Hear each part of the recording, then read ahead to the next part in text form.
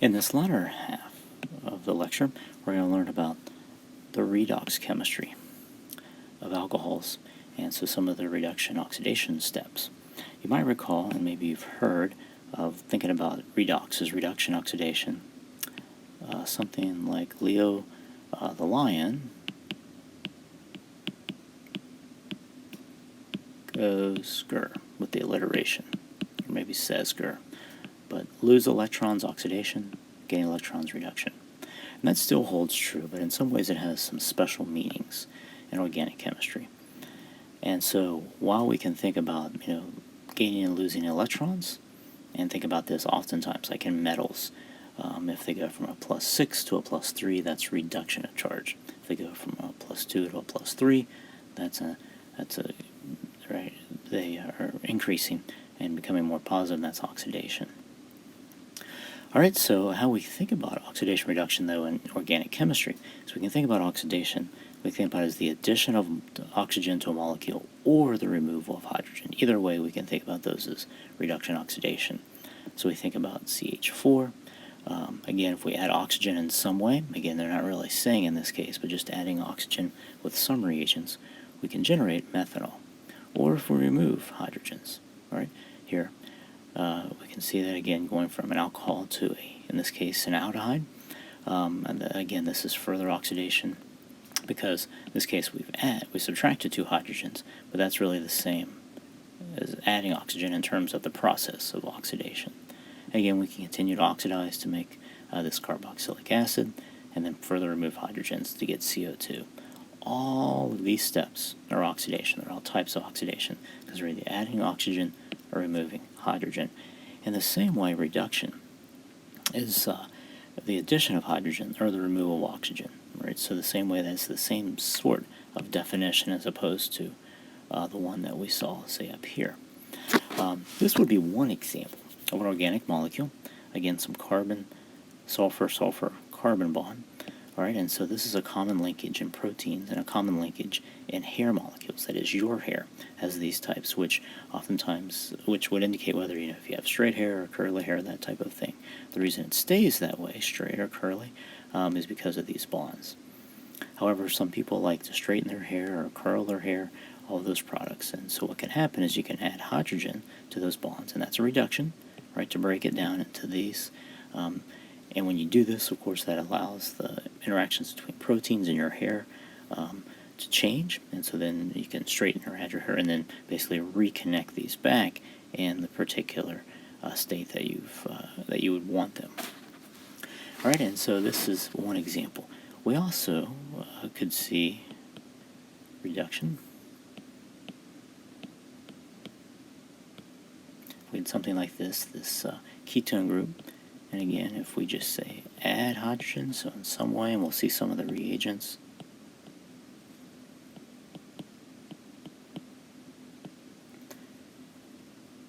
You can notice that the 2 hydrogens are added, R1 and R2.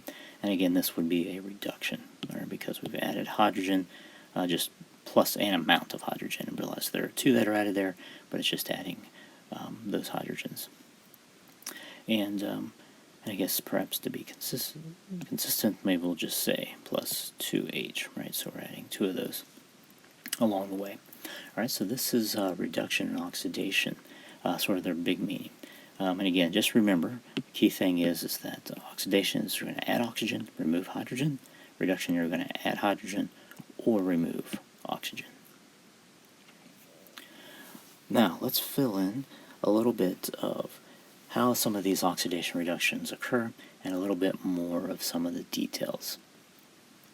All right, first of all, for reduction, is that we know that these groups are polar. Is one of the ways we can do that. So again, partial positive, partial negative. We see this polarity. What happens really with some resonance is we can have the double bond, but then also, because all oxygen is more electronegative, those electrons could go to it. We would end up with this pure negative charge and the pure positive charge. Right? So we think about that as one of the ways this could exist, resonance, and again, we would have a really good electrophile and a really good nucleophile. And this is going to help in terms of the fact that there's this difference in polarity in reducing these groups, that is, adding hydrogen here and there. And we can do that with things such as lithium aluminum hydride, sodium borohydride. These are the types of reduction agents. And again, how this would work is this would be the sodium borohydride here. Remember, of course, that the sodium would still be around, but it's just a spectator ion, so it's sort of out in the solution, so to speak. And so it's not going to be an important part of the reaction. All right, so it's going to be a spectator.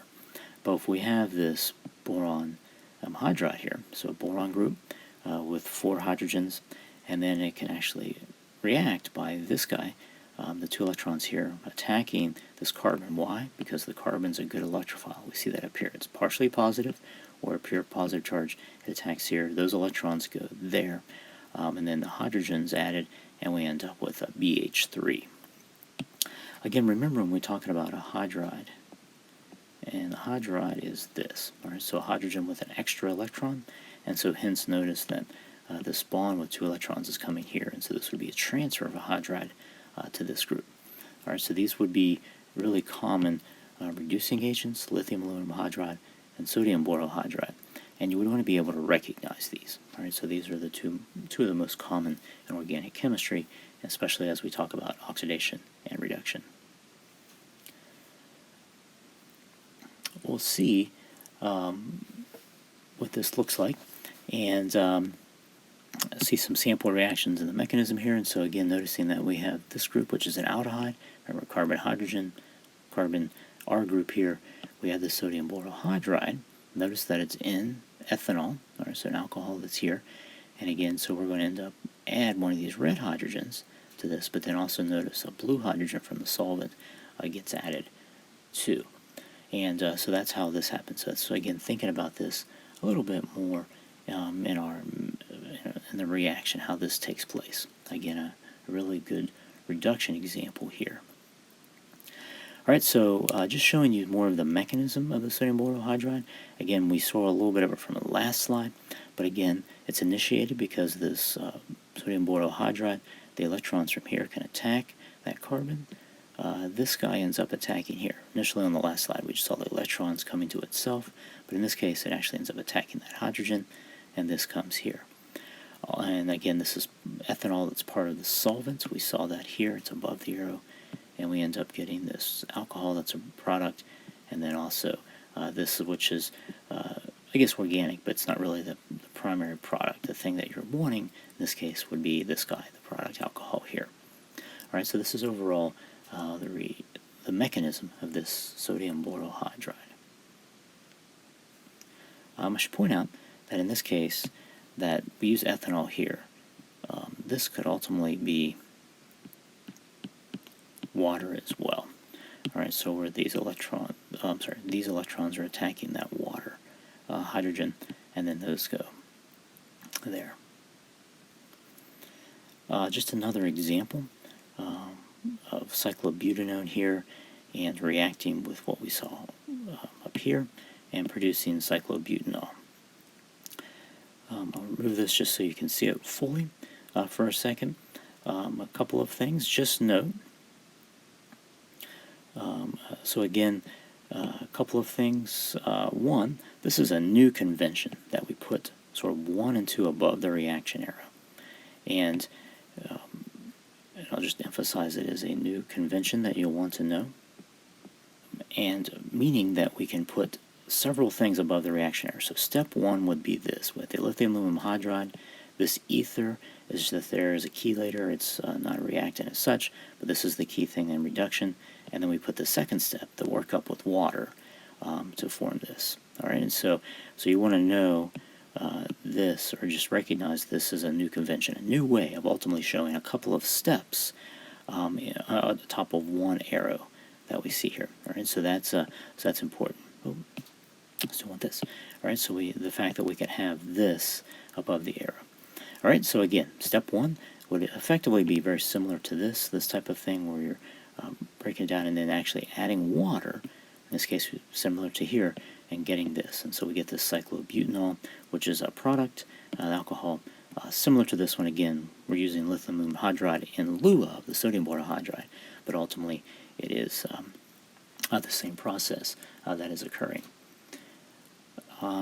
Also, one of the reasons that we use lithium aluminum hydride in this step is it ends up being much more reactive. I guess we could use sodium borohydride, but just know that of the two, lithium or the sodium boro, the lithium is much more reactive.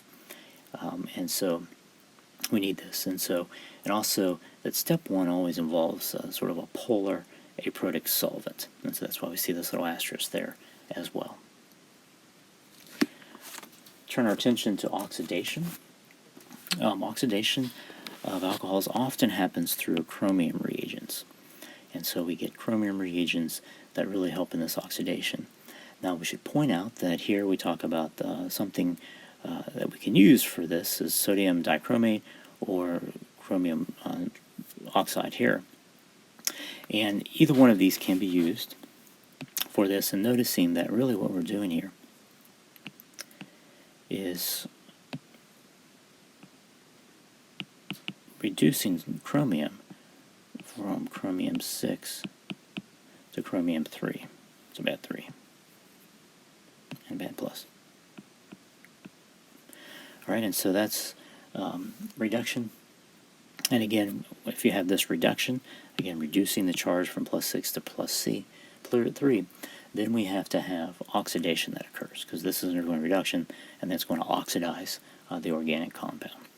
Alright, so again, we do that by either one of these reagents can be used for this type of oxidation. Here is one example. Notice in this case that we have sodium dichromate. Notice here's potassium, sodium, but again, the active agent is the chromium. So the sodium or potassium is just the counteragent. So don't let that worry you. But we're going to oxidize a secondary alcohol to a ketone using aqueous chromium. Alright, so this is often referred to as hexavalent chromium because it's chromium plus 6. Alright, so this reaction goes here again. There's the reaction conditions above the arrow, just one step in this case, but the chromium reagent, again, it's got to be a little bit of acid and water, and again, we get about a 96% yield of this particular reagent. Alright, so that would be a great yield in the laboratory. Also, what happens is if we have primary alcohols, again, those on the end, those end up yielding an aldehyde with this dichromium. Notice again, we get this aldehyde.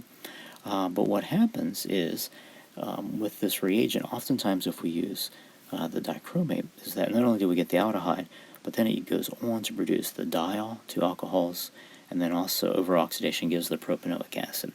Alright, so that is one issue with using these, the dichromate and even really the CR3, that these really oftentimes will over-oxidize, and you end up getting a carboxylic acid. Alright, so you want to realize that at times and make sure that you're aware of this particular issue. But nonetheless, notice in all case, really what's happening is that we're going from an OH, removing hydrogen, ultimately get to the aldehyde.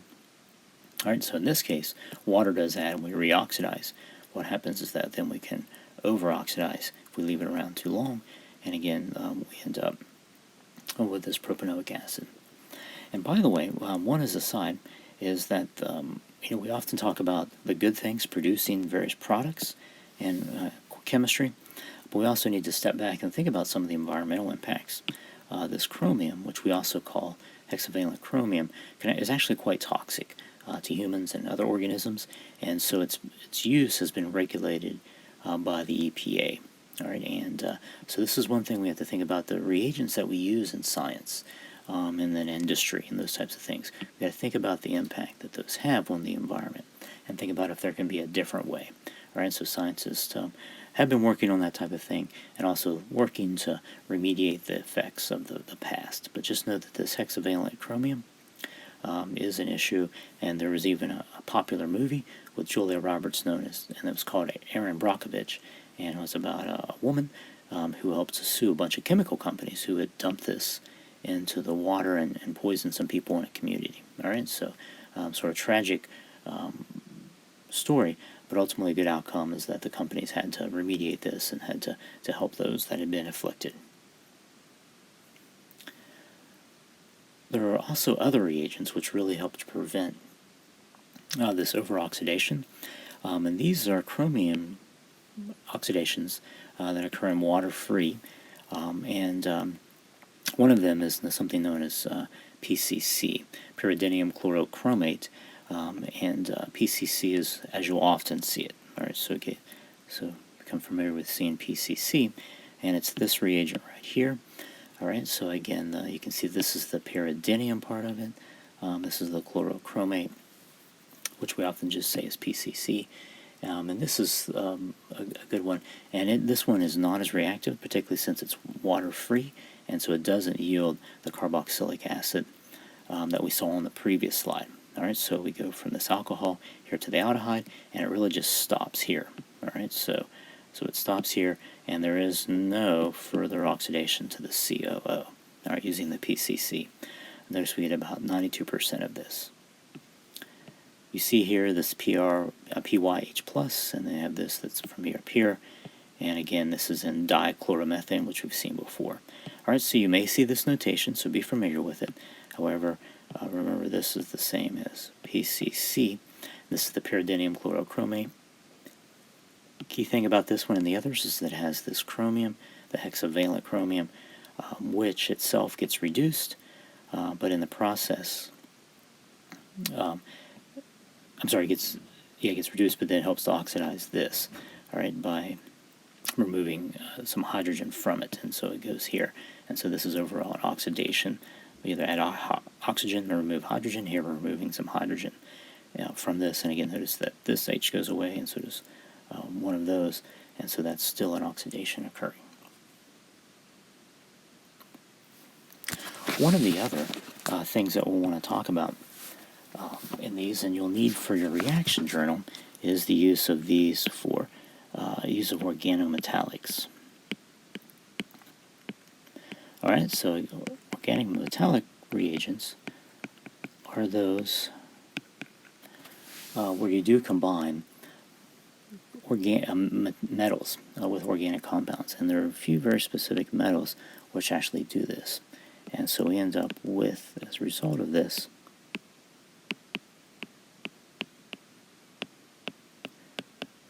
with some carbon-based nucleophiles. All right, and so a good carbon-based nucleophile would be this, again, just generically would be our group, has some electrons, negative, and this is a, might even call it a fine nucleophile. All right, meaning that actually a nucleophile very good, and these would be they would be great for making carbon bonds. So something like an R, there's some carbon involved, and that's here. All right, so making those bonds can sometimes be tough, but using a nucleophile such as this can actually be quite helpful for that. And so we see these organometallic reagents quite frequently when we want to generate some sort of bond that looks like this. All right, so these organometallics, let's take a look at a couple of these. All right, and so one of them would be with lithium and also with magnesium. Reagents are really common and popular organometallic.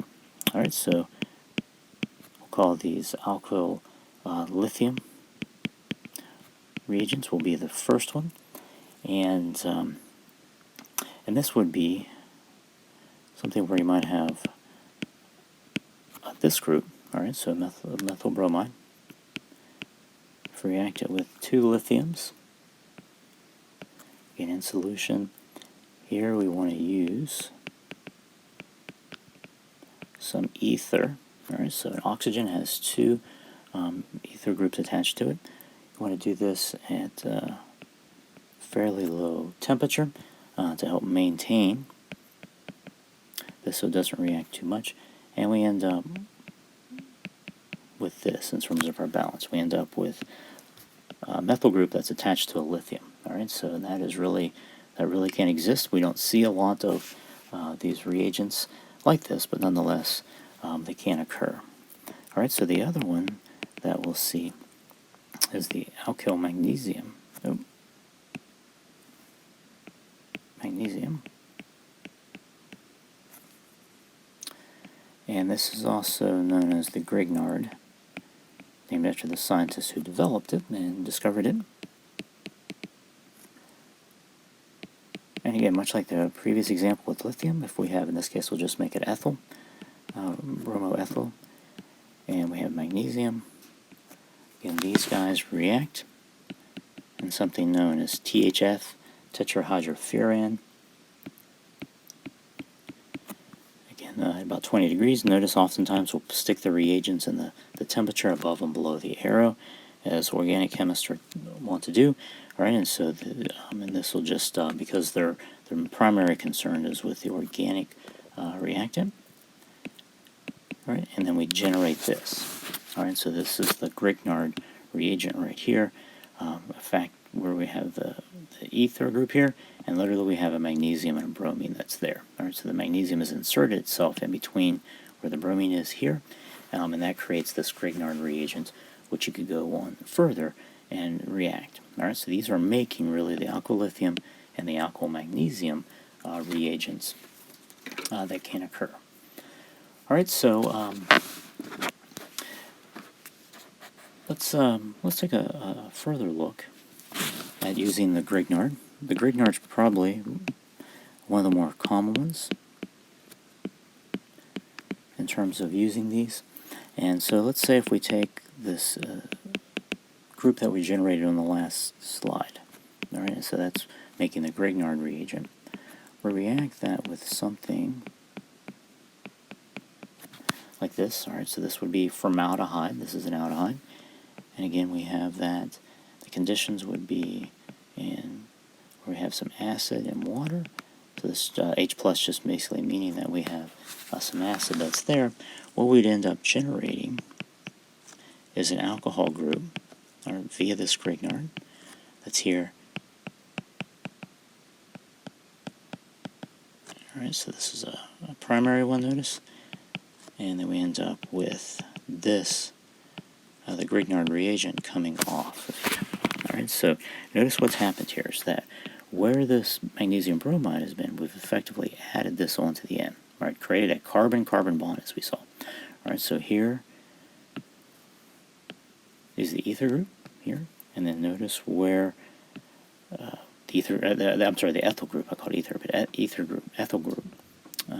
And then notice we've added on this carbon, which came from here, there, and it's been reduced ultimately because of the hydrogens that are here, and it's become an alcohol. All right, so we've gone from an aldehyde here, adding it to this, making a carbon-carbon bond between that, and then adding an OH group as a result of this reduction.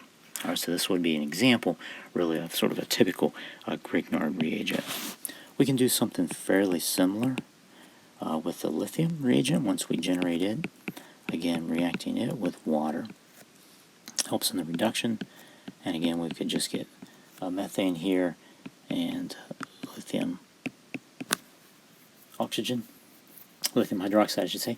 And so this, again, here we're just generating methane, and as an example, but nonetheless, you can see the importance of this group of basically just, in this case, adding a hydrogen, or in other cases, we can actually add another carbon to make a carbon-carbon bond.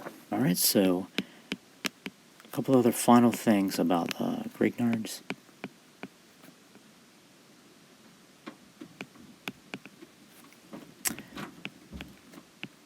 And as we find out, we have some unique interactions that occur, and we say that they are coordinated to the solvent. All right, so to help maintain them is that when we have this Rx, and this is our halogen, X being the halogen, we add the magnesium, and then we said we do this in ether. Ultimately, what happens is we get some coordination that occurs and helps to stabilize this group. Redraw that. All right, so this is our R group, R is bonded to magnesium.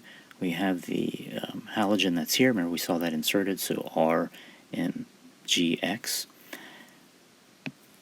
What happens to help stabilize this is that the ether groups, and again, this being the ether group, that these ether groups, which I'll show as this, form and coordinate around this magnesium to help stabilize it. Alright, and so oftentimes what organic chemists will show is they'll show little arrows to show that there's this coordination. And this is basically electrons from the oxygen adding some of their density to that magnesium, which is positive, and that helps to actually stabilize it.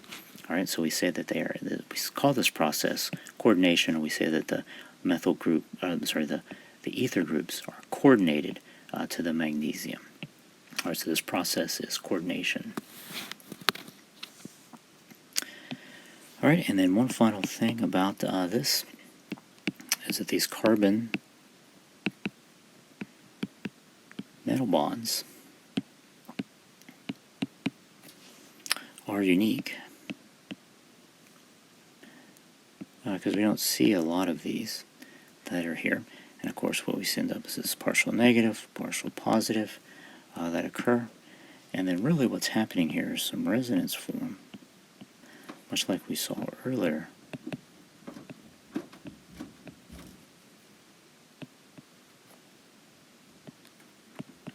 Where the M represents the metal, is that these two, so what we can see by resonance is here, we're shown as a covalent bond.